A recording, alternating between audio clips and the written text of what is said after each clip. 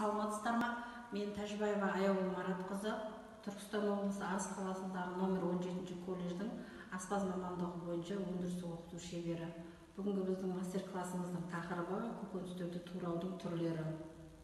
Гарнирлер, салқын тағамдар және сорпалар дайындау үшін қолданылады.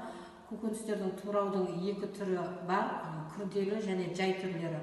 Бүгінгі біздің көкөністерді тураудың жай түрлерін көрсетеміз, және бүгінгі біздің көкөністерді турауға пайдаланатын көкөністер түйнек жемістілер, тамыр жемістілер және пияз тұқымды және орам жапырақты тұқымдастар көкөністердің турау әдістерін көрсетеміз.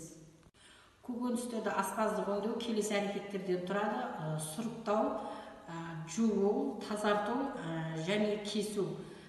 Яғни біз көкөністерді ең бірінші шіріген немесе жарамсыз заттарынан сұрыптап аламыз, жарамды бөлімдерін өзімізге аламыз. Екінші, жуу. Бұл қолмен немесе жуу машиналарының көмегімен іске асады. Яғни көкөністерді сыртқы құмынан не болмаса сыртындағы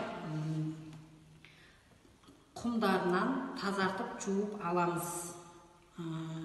Төртінші, тазалау. Тазалау бұл қолмен немесе жаңағы тазарту құралдарының көмегімен пайдаланылады. Және ең соңғы кесу, тағамдайлау технологиясына қарай кесіп формалап тураймыз. Міне көкөністерімізді жуып тазалап алдық. Енді келесі кезеңі тазарту, яғни көкөністердің сыртқы қабығынан тазалау. Бұл тазалау түрі қолмен немесе тазалағыш машиналарының көмегімен іске асады. Көкөністерді сыртқы қабығынан тазалаймыз. Яғни оған пышақ немесе тазарту анандай құрылғылары қажет болады. Сәбізімізді сыртын тазаладық. Енді картобымыздың сыртын ашып тазалаймыз.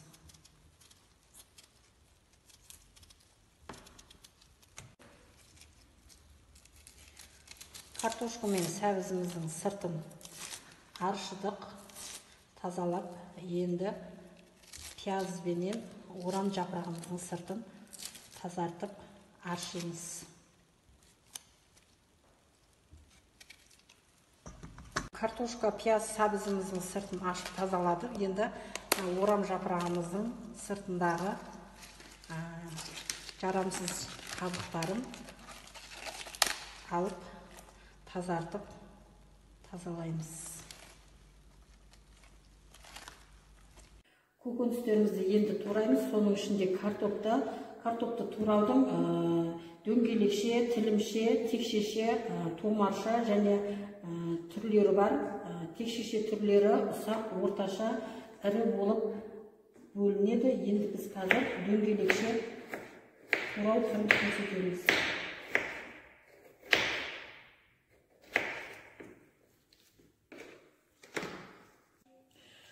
Көкөністеріміздің түйнек жемістілеріне жататын картопты турау әдісін көрсеттік.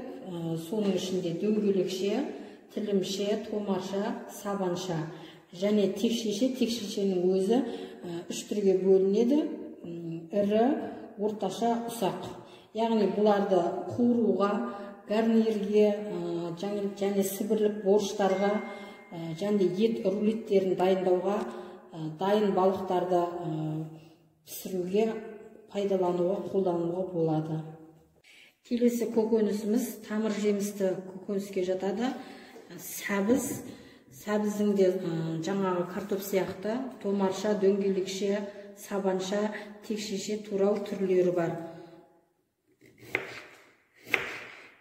Ең алдымен дөңгелекше етіп турау түрін көрсетеміз. Келесі көкөніс бізде тамыр жемісті көкөністіге жататын сәбізде жаңа картошка сияқты турау түрлері бірдей, яғни дөңгелекше, тілімше, томарша, сабанша және текшеше. Текшешенің өзі үш түрге бөлінеді: ірі, орташа, майда, ұсақ. Бұларды салқын тағамдардың гарнирлеріне және бұқтыруға, сиыр еттерін бұқтыруға және де сібірлік және флоттық борщтарды пайдалануға, салқын тағамдардың гарнирлеріне пайдалануға болады. Келесі біздің көкөнісіміз пияз. Пияздың турау түрлері бар. Дөңгелекше, сақина, жартылай сақина және ұсақтай текше. Қазір осы пияздан турау түрлерін көрсетеміз.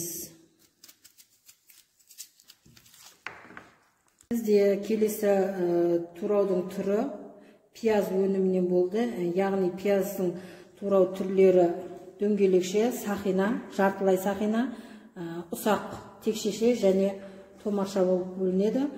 Бұл пияз өнімдерін барлық тағамдарға қолдануға болады. Келесі бізде орам жапырақ тұқымдасына жататын орам жапырақтың турау әдісін көрсетеміз. Орам жапырақтың сабанша, шаршы, шабынды және жалпақша кесу түрлері бар. Ең бірінші біз сабанша түрін көрсетеміз. Келесі біздің турау түрлері орам жапырақтардан. Орам жапырақтың 4 түрлі турау әдісін көрсеттік. Яғни мынау сабанша, шаршы, шабынды және жалпақша. Бұларды әртүрлі салаттарға, салқын тағамдарға және сібірлік және флоттық борщ тағамдарына пайдалануға болады.